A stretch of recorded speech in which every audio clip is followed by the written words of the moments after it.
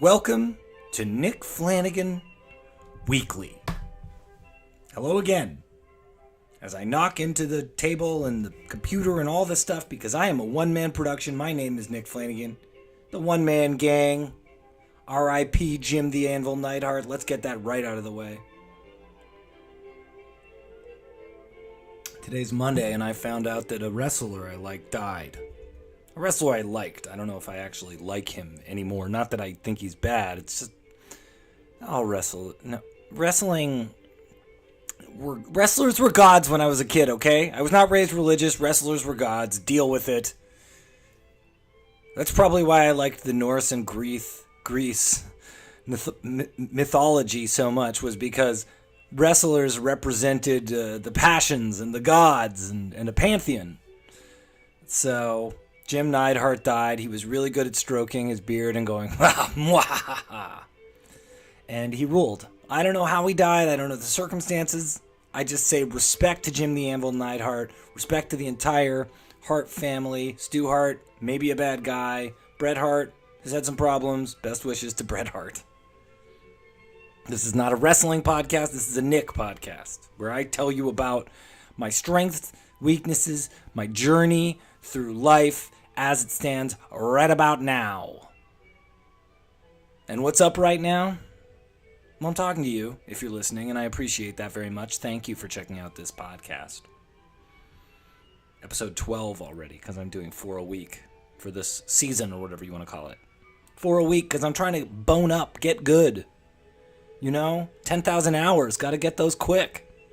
But my SoundCloud account might need to go pro soon, so if you have a discount code or a way I can get a pro SoundCloud account, tell me. Should I start a Patreon? So many things I'm wondering. I got invited out to all of this fun stuff in other parts of Canada in like a few weeks. I'd love to go, but I've got to raise the money. How do I get money quick so I can accompany a friend on a wonderful trip, perhaps once in a lifetime? St. John's, Newfoundland. I want to go to St. John's. Help me go to St. John's. Maybe I should take the train to Newfoundland. Is that a thing people do? All right, this is getting very Canadian sounding, so I'm just going to move out of Canada. How was your weekend? What'd you do? If you were listening to this over the weekend, how was your weekend? If you're listening to this in the middle of the week, don't even worry about it. The weekend's coming up. I want to know about that weekend. But your past weekend, what'd you get up to? Did you see some live music? Did you see a movie? Did you visit with friends? Did you enjoy the sun? Were you burnt by the sun? I hope you weren't hurt by these wildfires started by some weirdo in California. Shout out to my friends who were affected by that. BS. Someone's starting. Everyone has gone mad. I think that's the one thing we just need to refrain from right now. It's just acts of extremity of any kind. Because we're getting up to that point. I found out that this current government here in Ontario is going to freeze an overdose prevention program across the province. And I am so mad. But this madness will be manifested in something positive and not some sort of furious scream beyond what I'm doing right now. But it is just infuriating. Good God. Human life. I mean, what we're really seeing are humans abiding by survival of the fittest. Even though mentally we have the moral ability to know that that's wrong. Think about that for a second while you're drinking your Java. I'm a comedian. I had a killer comedy set last night. It wasn't last night. Last night I was at this wonderful ADHD accountability study that has been life-changing and is free in the city I'm in. And it's 12 people with ADHD, sometimes less, reading a book by Rick Green called ADD Stole My Car Keys. Rick Green is a hilarious comic and mind who became an ADHD advocate, and I get together with this accountability group every Sunday, and we read from the book and talk about what resonates, and the level of relating that I'm doing, I don't know if I've ever had it in my life. I mean, it's funny, some of your earliest relationships are forged by those moments of relating that you have with another person, and those are special. Those are special relationships and bonds that are built. But when you're in a room of strangers and you create that, that's a whole other feeling. And it's better than crack, I'm assuming. Crack might be better, but I mean, they're making very good cocaine these days, so very strong. Yeah, so I went to my accountability study last night, but before that, I did a matinee show with my incredibly talented friend A.L. Sr. and Kirk Newman, who's a pedal player and a band he'd put together at this club called the Transac. And I did like 20 minutes of comedy. I had such a great time. It was so much fun. Oh my gosh. And then I was taking care of these really wonderful little Chihuahua dogs over the weekend, Friday and Saturday, while also playing Fortnite, as I do. As you do. And these dogs are amazing. I can post pictures if you want. Let me know if you want to see pictures. I'll post them on the Instagram and Twitter for this. And yeah, so that was good. And then Thursday, which was the last time I recorded one of these, I mentioned I was going to see Smashing Pumpkins, and I defended Smashing Pumpkins. And I was really hoping that the show that night would, prove my defending them right. Because honestly, I saw them live in 2008 and it sucked. But that was just Billy. And I wound up loving the damn show. I wrote a review of it for Now Magazine. If you look up Now Magazine and Smashing Pumpkins, you'll find the review. And I'll link to it or something on the website, on the Twitter. Anyway, they were awesome. They were so good. It was shocking. Solo Disarm by Billy Corgan to start it. Acoustic solo guitar, Disarm. James Iha talking politely, kindly, most of the time doing the stage banter. Hit after hit after hit. You really realize this band produced a lot of big stuff. Primarily in their first two albums, but, Gish is special as well. But Siamese Dream and Melancholy, of course they packed like 2 or 3 albums into what Melancholy was, but they played a lot of that stuff and it sounded amazing. Jimmy Chamberlain sounded great. Billy's voice sounded awesome. He did not show a sign of getting tired in this 3-hour show until about 3/4 in, at the very end, which was unfortunate because it was for songs like Adore, but those are songs where the crowd knows them well enough that you almost can do a more vocal strained version because the crowd might support your vocals. And yeah, I mean, I was sad that Darcy Retzky could not be there, but she could not be there. And it was a triumph and a proof that frustrating people can produce good work and deal with it. Folk, maybe don't support them all the time, but deal with it. Kanye West's album, Yay, is so much more interesting than everything else I've heard this year. I keep coming back to it. I didn't even think I liked it the first time I heard it. I mean, there's frustrating people whose work suffers for it. That's true as well. And arguably,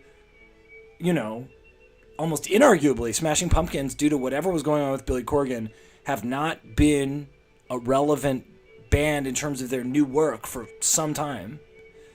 And Kanye West has definitely made missteps. And, Nicki Minaj, I had to review Nicki Minaj's new album this weekend as well. That review's coming up soon. It's going to be posted soon, I think. I gave it a good review, but just barely. Nicki Minaj, so awesomely talented, but it's like bordering on Busta Rhymes or something.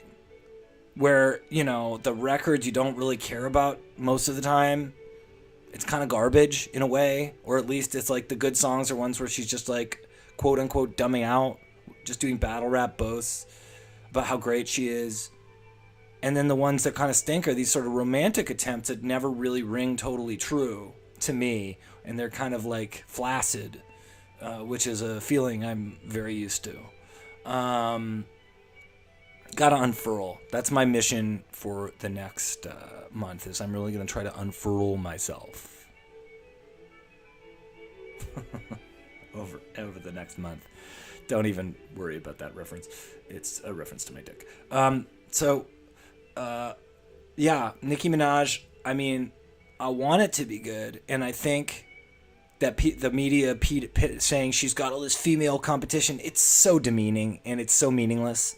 I hate that line of attack because, but you know, she also does position herself as being like, I am the one woman, but she's also in a skill level all of her own that she just happens to be, you know, the main female representing herself in like a certain top tier of rappers that I could barely name right now because I'm not that in the loop.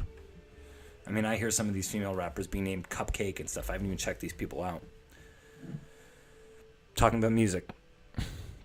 Is that interesting? Let me know what you want to hear. I've been told by Claire, emailer Claire, that it's okay to get my mom to watch Better Call Saul with me and you don't have to watch Breaking Bad, so I'm going to go ahead and do that. We're almost done. I'm dying up here. Not a perfect show, but we're getting through it. And we're going to move on to Better Call Saul. I haven't watched the Sacha Baron Cohen show this week yet, but I plan on doing it hopefully tonight and then talking to you about it tomorrow, so you can look forward to that. Yeah, so, I don't know, the Nicki Minaj album, it's cool, but it did not do all that much for me, and I want things to do a lot for me, you know? I mean, that's what I like about Ye, is like, it's just it's a work of some depth, some immediacy at the very least. And I saw him on Jimmy Kimmel. I hated Twitter. Oh man, Twitter. Can we all just quit Twitter and do something else, please? I'm so sick of this Twitter crap. Nobody even... Everyone's disinterest and reflexive twittering just because it's there is like becoming more and more palpable. And yes, I'm projecting. I'm talking about myself. Follow me at the Flans on Twitter, Nick Flan Weekly on Twitter. I saw Twitter in their moments wrote, Jimmy Kimmel silences Kanye with question about Trump. And he goes, you know, I watched the whole 21-minute appearance Kanye made on Kimmel, and there's issues, for sure.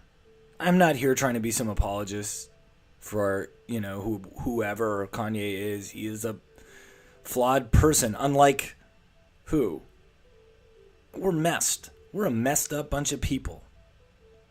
And some of us have money. And Kanye is one of them. But yeah, Kanye was sort of claimed he had a type of bipolar where he only is up, which to me is him just saying he's up at the moment. He does not remember the feeling of being down. I don't think there is. I haven't checked. I haven't even ever read the DSM. If there's a version in the DSM of a bipolar that's only up, can you inject me with that bipolar? Yeah, Kanye was talking to Kimmel. Kimmel was getting to the Trump question. Goes, "Are you you like him as a man, but what about his actions? You know, this is a guy who's separating children from his parents. How can you support that?"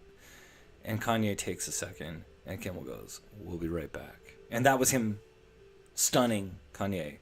Having Kanye have to give an answer, a second thought. This is like where we're at as a society, is instantaneous response. If you don't have it, it's questionable. But yeah, I mean, look. I'm not saying there's anything to like about Trump except for certain cartoonish aspects that were rendered positive during the Apprentice years. But, I mean, you have to let people... I don't know. I just think this thing where people hate him so much is just... It's as much as a physical reaction to him as people liking him. You know, emotional reaction, that is. It's as much of an emotional reaction as people liking him. So why not just separate yourself from the emotion? Sure, The separating family thing is a great place to start, to be afraid of this man. Yes, the program started before him, but he turned it into something disgusting. Talk about what the issues are that are pressing. Everything else is just chatter. And it's just you killing time. It's just you killing time in your day and filling it up with this political shit. Unless some real active stuff is happening, don't fucking fret. It's hard enough getting up out of bed in the morning. And I'm not trying to preach inactivity. I'm saying either put your money where your mouth is or just don't fucking worry that much. And definitely don't, I don't know, stop calling him orange. Just doesn't matter. Whew! Dumbed out there for a second. I feel like that was like a good little party with you guys. Just some thoughts. I don't know. Maybe, the Omarosa stuff, jeez. It's just a nightmare. So yeah, my mealy mouth everywhere on an issue thing with this is what it is this Monday. And you can follow me at the Flans on Twitter, at Nick Flan Weekly, at Nick Flan Weekly on Instagram, Nick Flanagan on Instagram. Please, I hope you're enjoying the podcast. Let me know what you think. I will, if you want me to read your comment or question, I will, and I will answer it here. I really appreciate. I've gotten some listens. That's so cool. No idea how to even find out what's up with iTunes, but it looks like there are people listening, and that makes me really happy. So thank you for listening, and